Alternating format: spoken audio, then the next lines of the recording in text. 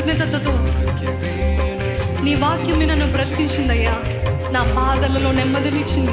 నేనేమైపోయి ఉండేదాన్ని, ఏమైపోయి ఉండేవాడినయ్యా నీ వాక్యం లేకపోతే. నీకే వందనమయ్యా, నీకే స్తుతులయ్యా. నీ చిత్తమా